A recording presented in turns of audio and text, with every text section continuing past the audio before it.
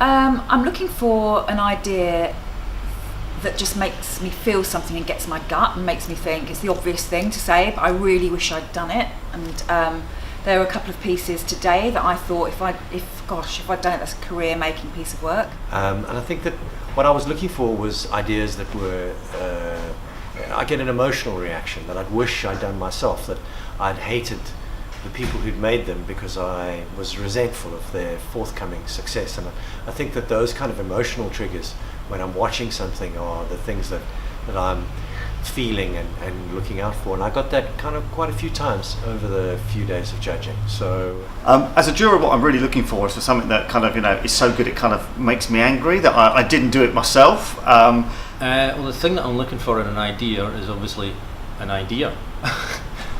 Because so often you get work and there's not a really strong central idea there.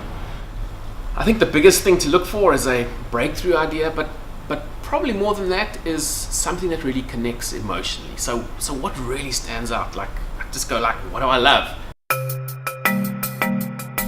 A beer bottle that gets crushed up to make sand for New Zealand's beaches. I've seen the second-hand car market completely revolutionized by consumer-generated advertising.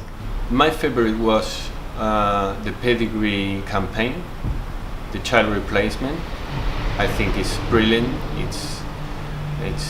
It's amazing. I mean, it's funny. It's I like it so much.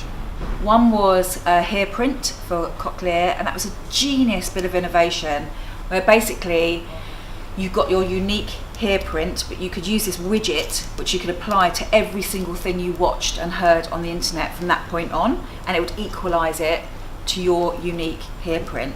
What that also does is tells you when things are slightly out of kilter. So one of the facts they had is that people don't tend to get help about their hearing for 7 years. This would alert you instantly that something's up and you need to get your hearing checked out. So it was really not just innovative and beautiful and brilliant, but it was really useful. So pieces I admired over the last couple of days, I think the Carlsberg, the beer bottle turning into sand was absolutely spot on for me. Even the car sales work, really resonated. It was so simple for being able to promote my car, which is such a, if you think about it from a marketing standpoint, no individuals know how to really market their second-hand cars while they all have stories behind them. And I think that's the entertaining bit that made second-hand cars more interesting. The Swan motorbike insurance out of Australia, beautiful insight. So they build inconvenience stores so people would have to travel long distances by bike to get a bottle of milk and a roll of toilet paper. That was beautiful. The other piece of work that I really liked was the billion point giveaway. The reason why I thought this was really good was because it actually it sort of celebrated the fact that the brand had made a cock up, which is really kind of brave to say, actually, we're going to pretend we've made a huge internal faux pas and then go with it. So, that kind of stuff is kind of really difficult to sell in. And I think when you see something that's brave as that was also as effective as that, it really should be supported and celebrated. I think probably one of the pieces that really stood out for me was this dentistic selfie thing, which enabled you to take selfies with dogs, Delphies, I might want to call them. I think that really just connected. It was a brilliant piece of work and quite funny.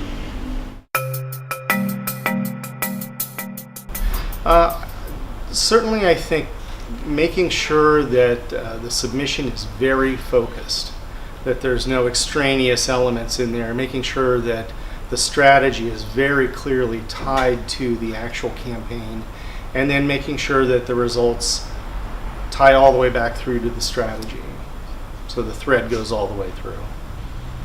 I think that a lot of the time the first 20 seconds of your submission are really, really important.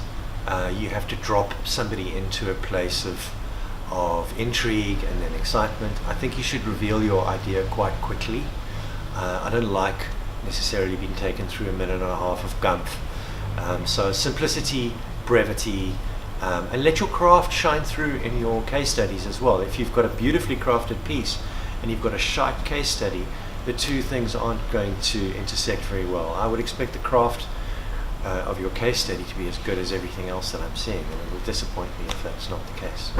I think this will be a common theme that hopefully it comes up, which is about clarity. Make sure we understand what your idea is. I think there's a lot of embellishment, and let's make the case study fantastic and look beautiful. It doesn't matter, we just need to know how brilliant your idea is. So, as I said, don't embellish it, make it clear for us. There were many occasions where some of the jurors were actually going onto the internet and going onto websites to find out more information. Some shows don't let you do that, so be really careful, because some of us will say, no, we're not going to do that. It's what's in the entry that we'll take as read, so be careful. I've got one very simple piece of advice, because is to produce a case study, you know, and actually produce a video case study, even if it's for direct mail. Produce a video case study and take, you know, 30 seconds to a minute maximum to get across exactly, you know, what the background was, what the problem was you're solving, and what the strategy was, and obviously the results. Crucial. To make your entry better for next year, it's a 30-second rule. I mean, don't try to tell me everything. Don't tell me how difficult it was and how much work it was, and just tell me what the idea was, what the strategy was, what the insight was, and tell it to me in the first 30 seconds. So that at least I get intrigued and interested in the first 30 seconds, and then you can have another 1.5 minutes to tell me all the details and how much work it was in the results. But I think the first 30 seconds, my general rule is I watch it for 30 seconds, and if I'm interested, I continue. If I'm not interested, I don't continue, because I have many more to watch. So for anyone entering next year, I'd say keep it simple, keep it concise. You don't have to do the awards video, the traditional awards video. In some cases it works. Sometimes we're able to tell a good idea from a bad one very quickly.